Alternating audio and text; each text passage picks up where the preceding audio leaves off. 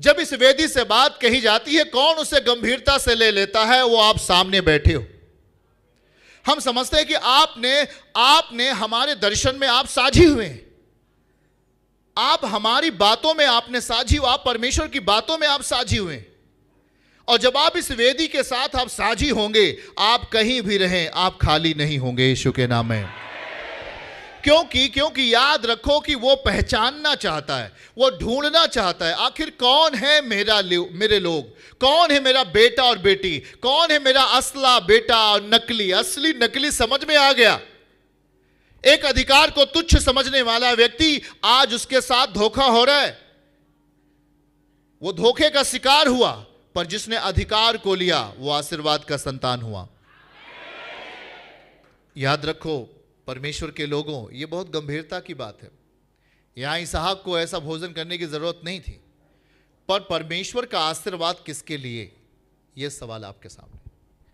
परमेश्वर का अथॉरिटी किसके लिए, परमेश्वर का अधिकार किसके पास जाएगा, वो सर्वशक्तिमान का दर्शन किसके जीवन में पूरा होगा, सर्वशक्तिमान का उद्देश्य किसके लाइफ में पूरा होगा, सर्वशक्तिमान की इच्छा किस भाई बहन के द्वारा पूरा होगा। यह किंगडम, यह एक राज्य है जिसे सौंपना चाहता है इसहाक। आज वही राज्य आपको सौंपना चाहता है। आज वही राज्य, जिस राज्य को आप सुनने के बाद आप उसके प्रति गंभीर हुए और आपने अपने आप को आत्मिक रीति से तैयार किया और कहा, मैं इस वेदी के सामने स्वादिष्ट भोजन बनकर जाना चाहता हूं अपने स्वभाव में।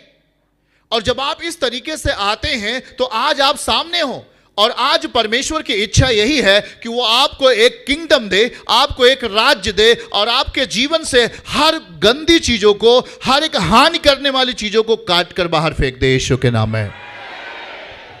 और वहां पर उसके पास वो आशीर्वाद देने के लिए गया और उसने कहा, भोजन को मेरे निकट लेके आ।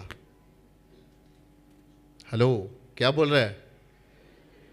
भोजन को मेरे निकट लेके आ, कि मैं अपने पुत्र के उस शिकार जो उसने पकाया है उसे जी से खाकर आशीर्वाद दूं।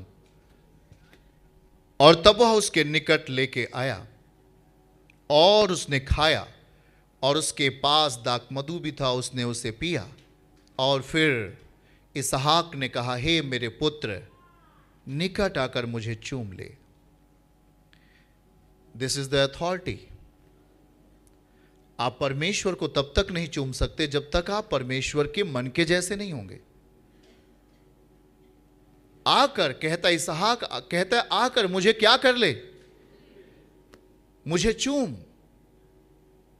जब आप परमेश्वर को चूमते हो, जब आप परमेश्वर को प्रेम करते हो, दूसरे शब्दों में, तभी आप उसके इतने निकट पहुंच पाओगे।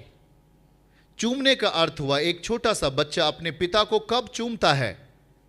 जब वो अधिक प्यार करने वाला होता है अपने पिता को, और कहते हैं, पापा मैं तेरे पास आना चाहता हूं। और जब पिता कहता है, हाँ आ जा, और वो उसको गोद में उठा लेता है और बच्चा उसको क्या करता है? चूमता है, वो अधिकार में बदल जाता है।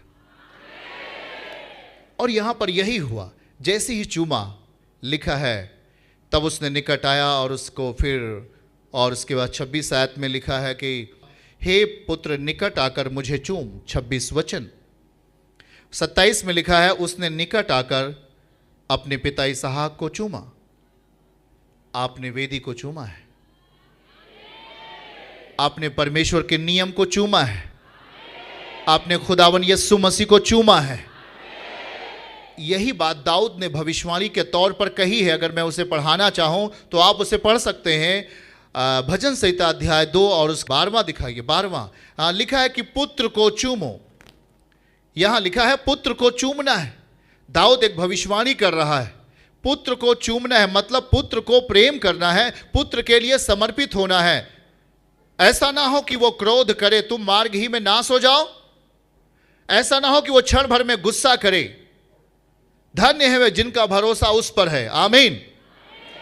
और यहां पर जो चूमने की बात आती है वो एक महत्वपूर्ण बात है कि आप मसीह से कितना प्रेम करते हैं।